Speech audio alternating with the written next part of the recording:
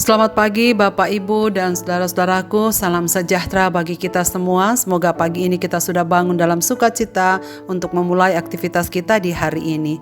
Kita berjumpa kembali melalui acara Renungan Pagi edisi 5 Februari 2022. Lukas pasal 8 ayat 6 dan 13. Sebagian jatuh di tanah yang berbatu-batu dan setelah tumbuh ia menjadi kering karena tidak mendapat air.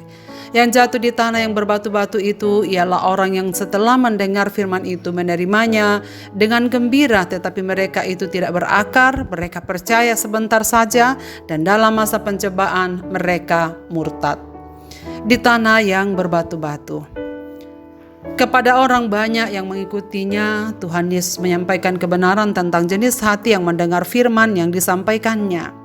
Penabur yang menaburkan benih adalah orang yang menaburkan firman Tuhan. Benih yang jatuh ke tanah adalah firman tentang kerajaan sorga yang masuk ke dalam hati manusia. Setiap jenis tanah melambangkan jenis hati yang berbeda-beda. Kemarin pagi kita telah merenungkan benih yang jatuh di pinggir jalan. Dan pagi ini kita merenungkan jenis tanah yang kedua, tempat jatuhnya benih itu, benih yang jatuh di tanah yang berbatu-batu. Saudara sekalian, di tanah Palestina ada jenis tanah yang disebut tanah karang, yakni tanah yang terdiri dari karang dengan lapisan tipis tanah di atasnya. Tanah seperti ini tidak lembab, karena itu biji yang jatuh di atasnya walaupun tumbuh tapi tak dapat berakar dan akhirnya akan mati. Benih di tanah yang berbatu-batu tumbuh dengan cepat tetapi segera layu. Dan karena kering, ia tidak berakar dan kekurangan cairan. Saudara, tanah yang tipis ini melambangkan mereka yang menerima firman itu tetapi tidak memahaminya.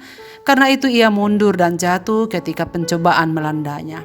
Saudara-saudaraku, perumpamaan ini juga berbicara kepada kita tentang adanya kenyataan bahwa ada orang yang menerima firman dengan gembira, dengan sukacita, percaya padanya, lalu bertumbuh dalam hidupnya. Hanya saja digarisbawahi bahwa ini hanya sementara, segera layu karena tak dapat berakar.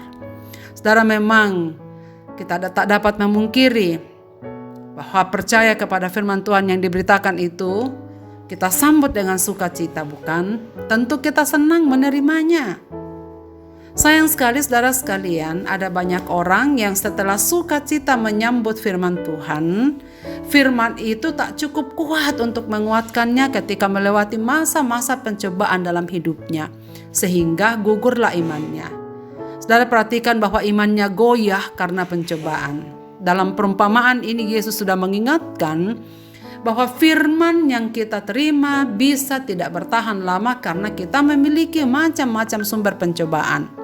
Karena itulah Tuhan Yesus mengajarkan kita untuk waspada dengan pencobaan. Ia berkata, berdoalah, jauhkanlah kami dari pencobaan. Pencobaan adalah hal yang tak terelakkan dalam kehidupan kita, saudara-saudara sekalian. Karena itu perlu kita mengenali dari manakah sumber pencobaan itu. Kalau kita lihat dalam Alkitab ada dua sumber pencobaan yang harus kita kenali sehingga kita waspada terhadapnya. Yang pertama, pencobaan itu bersumber dari iblis. Efesus pasal 6 ayat 10-12 di sana jelaskan bahwa sumber pencobaan itu adalah iblis yang terus berusaha agar kita makin jauh dari Tuhan. Apa saja bisa dipakainya sebagai alat. Bisa melalui kekuasaan atau tahta, bisa melalui kekayaan atau harta, bisa melalui jabatan atau apapun yang dapat membuat kita jatuh. Tetapi sumber pencobaan yang kedua adalah dari dalam diri kita sendiri. Yakobus mengingatkan kita dari pasal 1 ayat 14 dan 15 dengan mengatakan, tetapi tiap-tiap orang dicobai oleh keinginannya sendiri, karena ia diseret dan dipikat olehnya. Dan apabila keinginan itu telah dibuahi, ia melahirkan dosa. Dan apabila dosa itu sudah matang, ia melahirkan maut.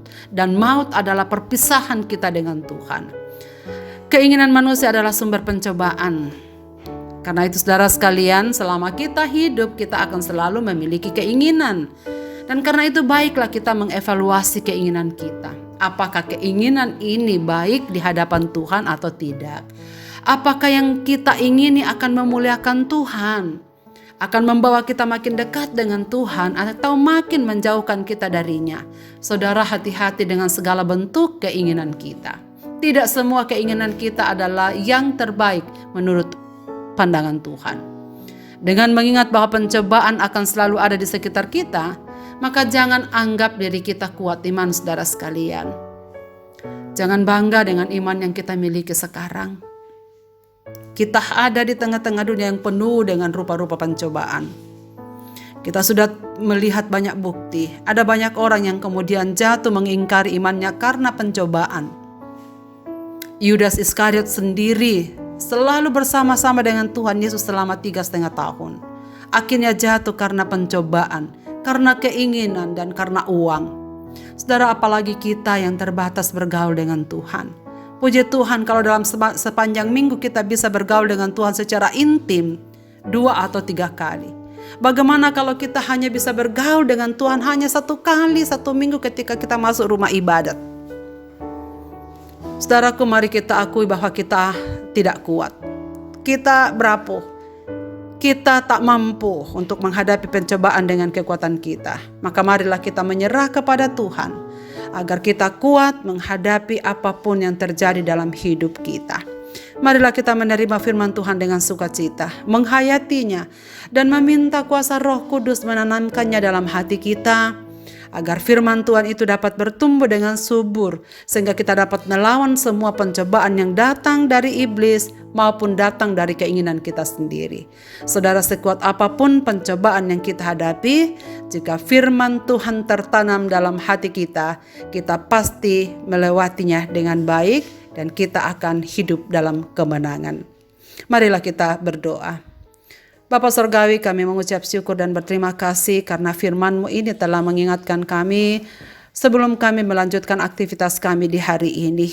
Ya Tuhan, tolonglah kami, kuatkanlah kami, supaya firman-Mu yang kami dengar adalah firman yang tumbuh subur di dalam hati kami, bukan hidup di dalam hati yang berbatu-batu. Kami mohon Tuhan menolong kami supaya kami waspada dengan segala macam bentuk pencobaan di sekitar kami yang dapat menggoyahkan iman kami. Tolonglah kami ya Tuhan supaya melewati segala pencobaan-pencobaan hidup ini. Firman-Mu yang selalu menjadi pegangan kami. Sehingga apapun yang terjadi kami percaya Roh Kudus-Mu lah yang akan menguatkan kami sehingga kami selalu hidup berkemenangan di sepanjang hari hidup kami. Hamba-Mu berdoa untuk keadaan bangsa dan negara kami sekarang ini. Saat-saat ini kami bergumul oleh karena pandemi COVID-19, khususnya varian Omikron, begitu banyak lagi menjangkiti warga. Kami berharap supaya segera melandai kembali. Kami doakan upaya pemerintah untuk memerangi virus ini, sehingga tidak begitu banyak orang yang terpapar lagi sama seperti pandemi pada periode pertama dan kedua yang lalu. Kami doakan supaya segera berlalu sehingga umat-umat-Mu dapat beraktivitas kembali dengan normal di dalam pertolongan Tuhan. Segala apapun yang kami hadapi di hari ini dan apapun yang kami akan lewati, biarlah tangan-Mu Tuhan yang akan menyertai kami. Di dalam dan demi nama Yesus Kristus kami berdoa. Amin. Selamat beraktivitas Bapak, Ibu, dan saudara-saudaraku. Tuhan Yesus memberkati kita sekalian.